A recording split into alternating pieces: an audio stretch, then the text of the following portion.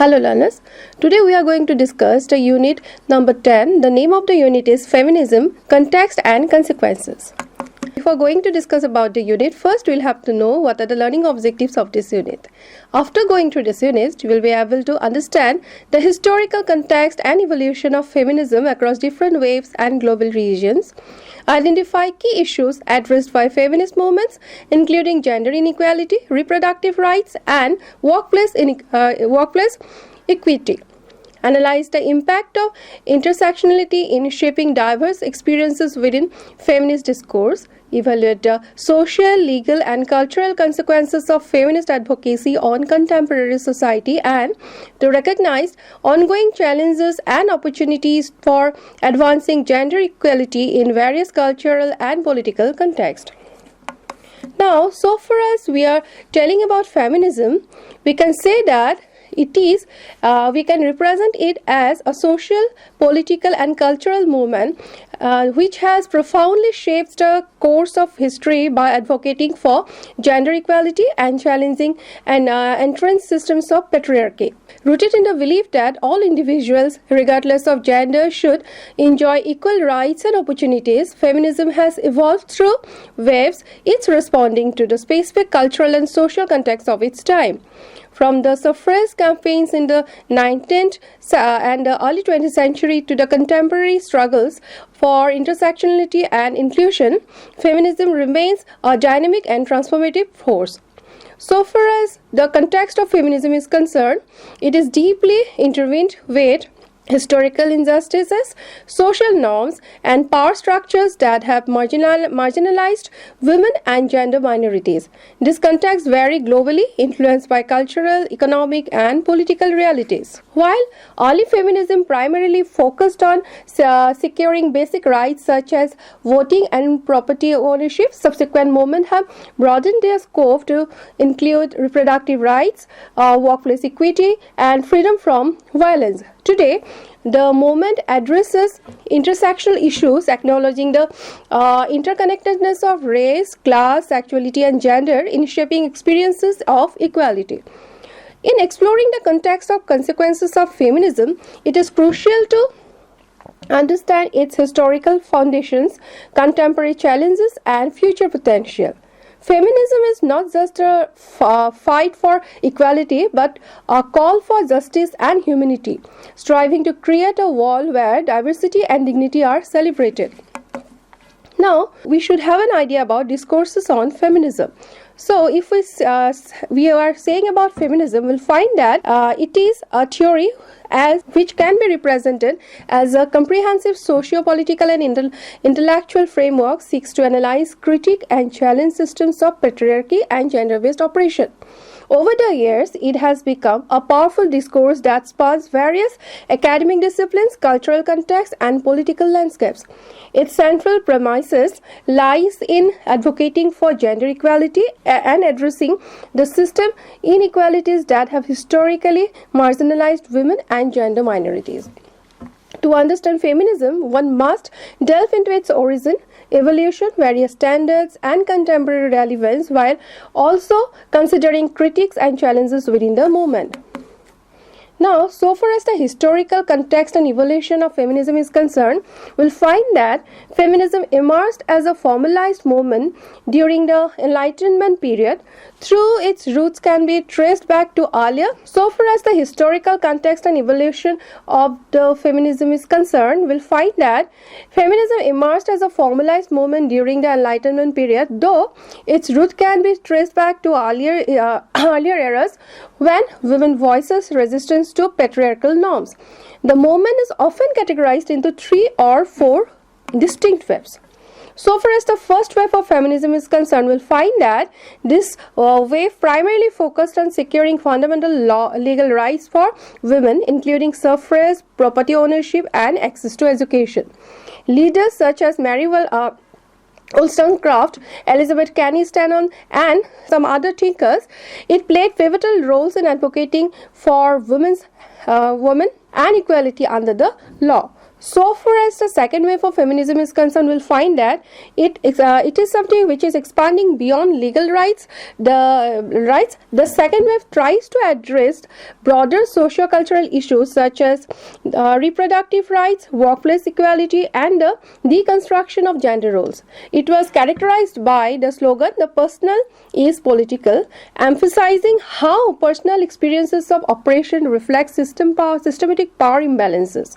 Simone de Beauvoir, Betty Friedan, and Gloria Steinem were key figures in this phase. The third phase of feminism is emerging as a response to the perceived shortcomings of the second wave. Third wave feminism embraced diversity, intersectionality, and individual agency. It challenged the essentialist view of womanhood and included perspective from women of color, LGBTQ plus communities, and non-Western societies. So far as the fourth wave of feminism is concerned, we'll find that it is fueled by digital technology and social media. The fourth wave emphasizes activism against sexual harassment, assault, and gender-based violence. Movements like Me Too and Times Up Extremely has played an important role so far as the fourth wave of feminism is concerned. Now, this concept called feminism has a core concept and theoretical framework. So, before discussing other issues, first we'll have to know what are the core concepts and theoretical frameworks of this theory.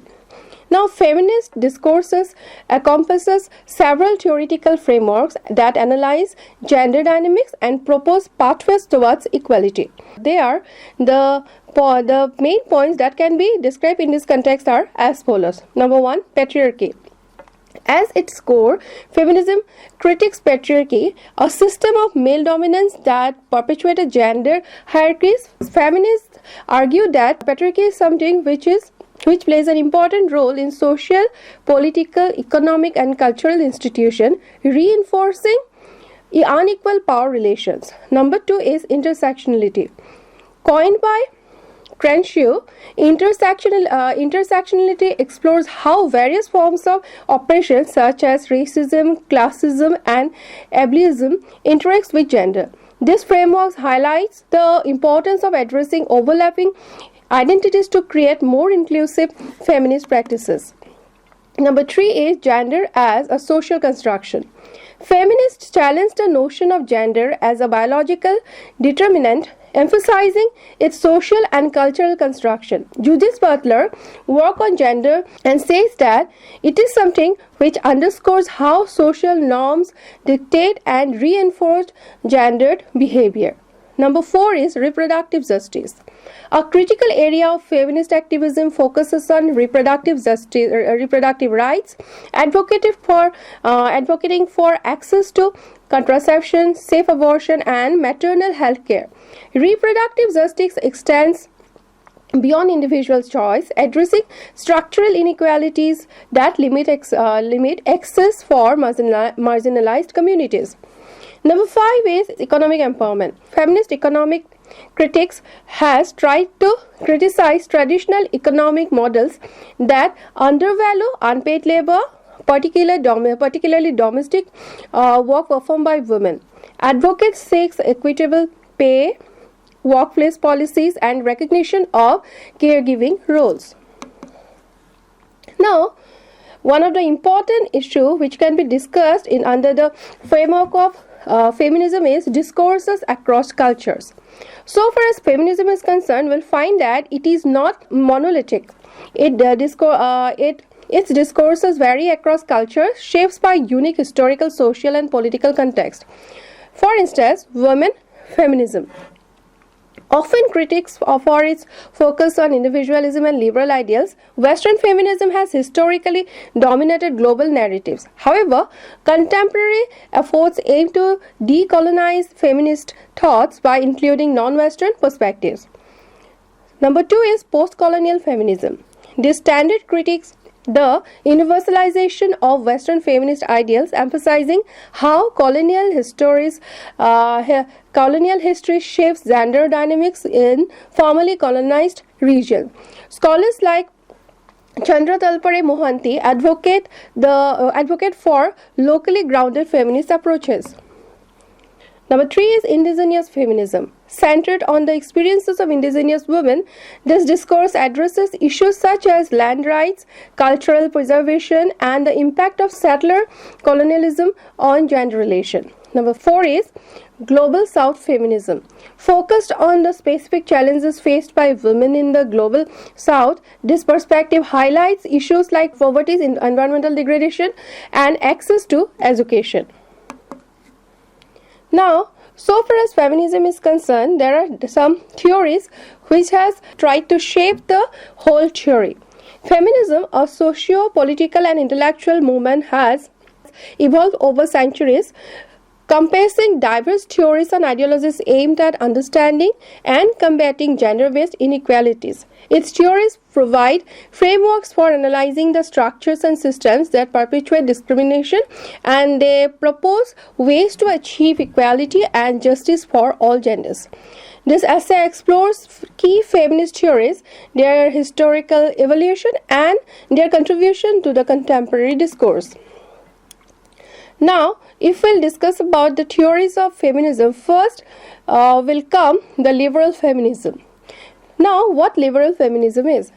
So far as liberal feminism is concerned, it focuses on achieving gender equality through legal and political reforms within existing societal structures. Rooted in the Enlightenment ideals of individual rights and equality, liberal feminists advocate the equal opportunities in education, employment, and politics. Early proponents like Mary Wollstonecraft, in her seminal work of Vindication of the Rights of Women in 1792, argues for women's access to education as a means to achieve parity with men. In the 20th century, liberal feminists were instrumental in campaigning for women's suffrage and anti-discrimination laws. Betty Friedman, in her book, The Feminine Mystic, which was written in 1963, has highlighted the frustration of middle-class women confined to domestic goals, sparking second-wave feminist activism. Despite its success, liberal feminism has faced criticism for prioritizing the concern of privileged women, often neglecting the intersectional experiences of marginalized groups. The second theory of feminism is radical feminism. Radical feminism seeks to dismantle patriarchal systems and institutions that perpetuate gender oppression. Unlike liberal feminism, which works within existing frameworks, radical feminists call for a complete restructuring of society. They view patriarchy as a pervasive system that shapes power dynamics in politics, cultures, and intersectional relationships. Key figures like Andrea Dworkin and Catherine McKinnon emphasizes issues such as sexual violence, reproductive rights, and the objectification of women. Radical feminism has been pivotal in raising awareness about systematic abuse and advocating for women's bodily autonomy. However, critics argue that its binary view of gender and emphasis on universal female oppression can overlook cultural and individual differences. Number 3 is the Marxist and Socialist feminism. Marxist and socialist feminists analyze gender inequality through the lens of economic structures and class struggle. They argue that capitalism reinforces patriarchy by exploiting women's labor, both in the workplace and in the domestic sphere. Frederick Engels, in this concern, has says that Friedman Engels, in her book The Origin of the Family, Private Property and the State, which was written in 1884, has said that the subjugation of women arose with the advent of private property and the division of labor. Modern socialist feminists advocate for policies and addresses both gender and economic disparities such as paid parental leave, affordable child care, and equitable wages. While these theories provide a nuanced understanding of the intersections between class and gender, they are sometimes critical for prioritizing economic issues over cultural and identity-based concerns. Number 4 is intersectional feminism. Intersectional feminism, a term coined by Crenshaw in 1989, examines how overlapping social identities such as race, class, sexuality, and disability interact to create unique experiences of oppression. This theory challenges the idea of universal female experience, emphasizing that gender cannot be understood in isolation from other axes of identity. Intersectional feminists advocate for inclusive policies and practices that addresses the needs of marginalized communities. For instance, black feminist scholars like Bell Hooks and Andrew Lord have highlighted the dual oppression of racism and sexism faced by women of color. This framework has been transformative in broadening feminist discourses, though it also faces challenges in maintaining unity with a diverse movement. Number 5 is the postmodern and post-structuralist feminism. Postmodern and post-structuralist feminists critique the idea of fixed identities and universal truths, emphasizing the fluidity of gender and the socially constructed nature of norms. Thinkers like Judith Butler, in her book Gentle Trouble, which was written in 1990, argue that gender is performed rather than innate, changing traditional binary categories. This perspective has been influential in queer theory, LGBTQ+ activism, promoting a more inclusive understanding of identity. However, its abstract nature and focus on demonstration have led some critics to question its practical applicability in addressing tangible issues in inequality. Number 6 is ecofeminism. Ecofeminism links the exploitation of women with the exploitation of the environment, arguing that both stem from patriarchal systems that prioritize domination and control. This theory advocates for sustainable practices and a harmonious relationship with nature, drawing parallel between the marginalization of women and the degradation of ecosystem. Ecofeminists like Bandana Shiva and Maria Mays emphasize indigenous knowledge and grassroots activism in combating environmental and gender injustices. While this approach has inspired global movement, it has also faced criticism of romanticizing women's connection to nature and overlooking industrial and technological solutions. Number 7 is cultural feminism. Cultural feminism celebrates women's unique qualities and contribution, often positioning them as a counterbalance to patriarchal value. It seeks to reclaim and validate traditionally feminine traits such as empathy, cooperation, and nurturing. Proponents argue that emphasizing women's strength can challenge male-dominated norms and foster a more equitable society. However, it can be said that this content that cultural feminism risks reinforcing gender stereotypes and essential views. Number 8 is global and transnational feminism. Global and transnational feminism address the interconnectedness of gender issues across cultures and borders, emphasizing solidarity and the impact of globalization. This framework critiques Western-centric approaches to feminism, advocating for respect and collaboration across diverse cultural contexts. Scholars like Chandra Talpare Mohanty have highlighted how colonialism and imperialism shape gender inequalities, urging feminists to consider the global dimension of oppression. This perspective has enriched feminist theory but also raises complex questions about cultural relativism and the ethics of intervention. Now, we have to know the contribution and challenges of feminism. So far as feminist theories are concerned, we'll find that these theories have profoundly influenced social, political, and academic landscape. And they have advanced legal protection, reshaped cultural narratives, and empowered individuals to challenge systematic injustice. However, the movement continues to grapple with challenges such as fragmentation, backlash, and the need to adapt to evolving societal dynamics. One significant contribution in the promotion of intersectionality, which has fostered greater inclusivity and recognition of diverse experiences.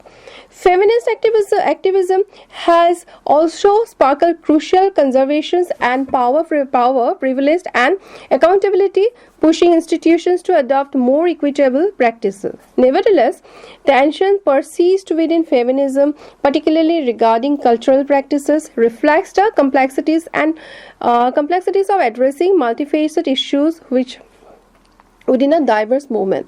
Feminist theories provide invaluable tools for understanding and addressing gender-based inequalities. From liberal to intersectional and postmodern frameworks, each theory contributes unique insights and strategies for achieving justice and equality.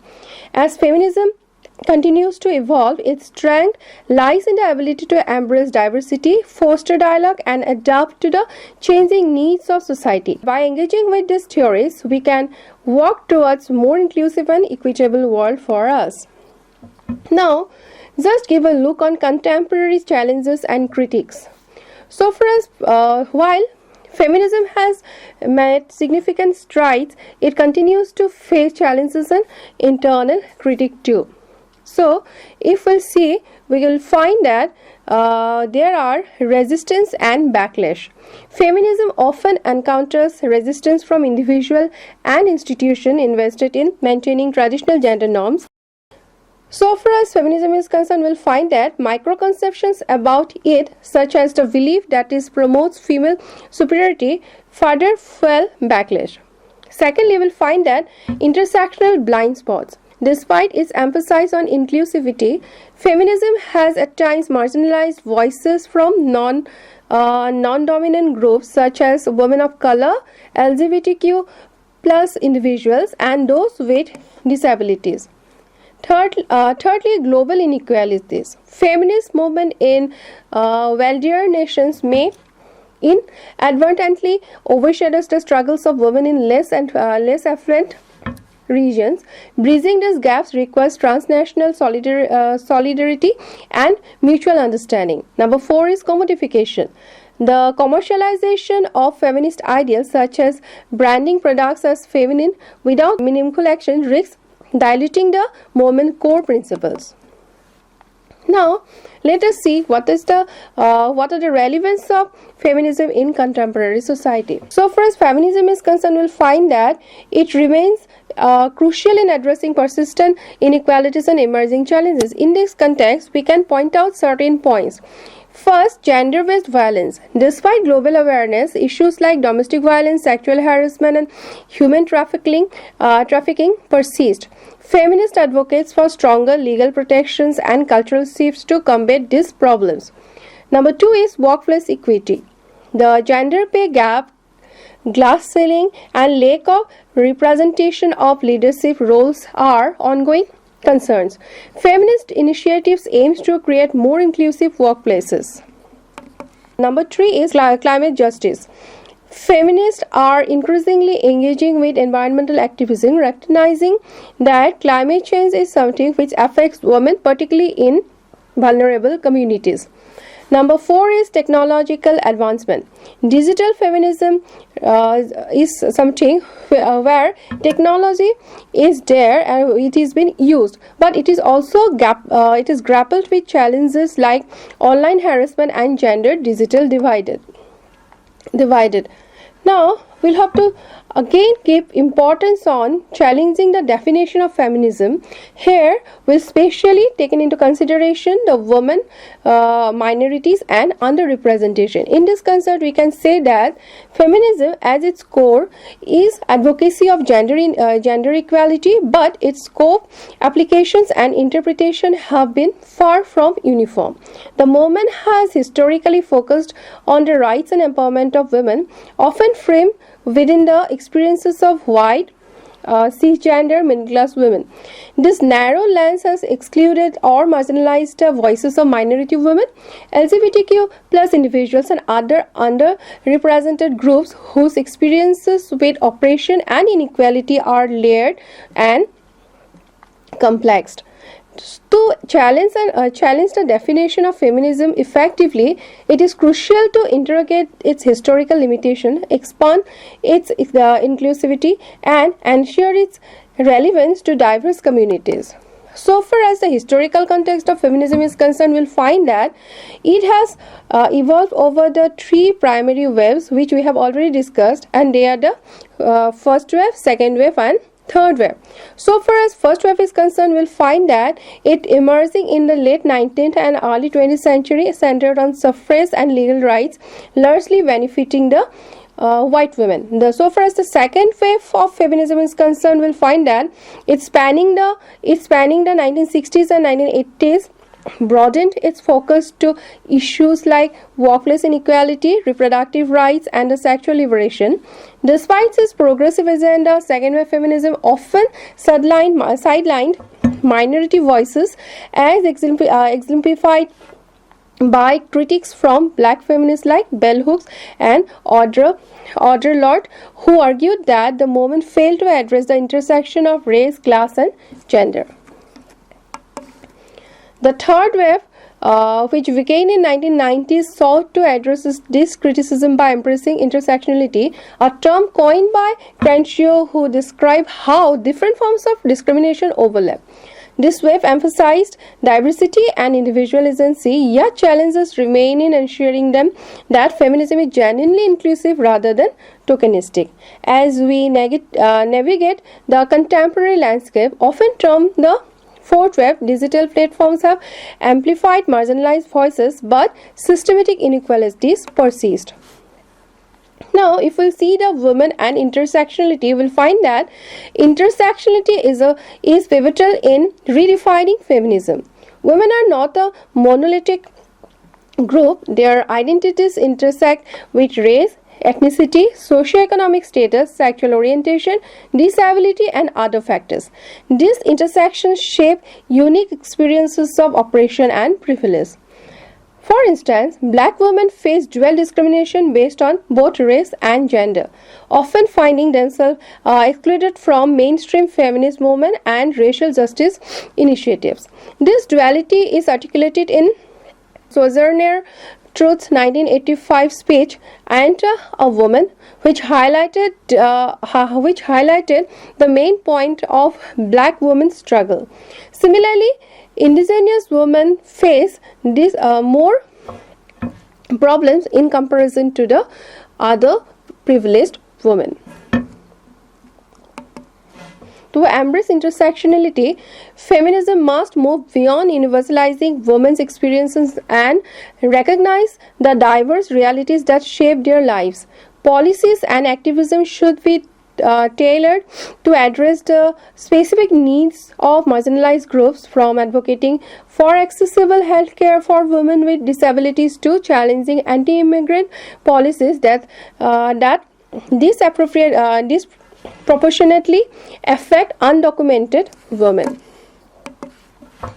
So far as the minorities within feminism is concerned, we'll find that the experiences of minority groups, whether defined by race, ethnicity, religion, or sexual orientation, reveal the limitation of traditional feminist framework.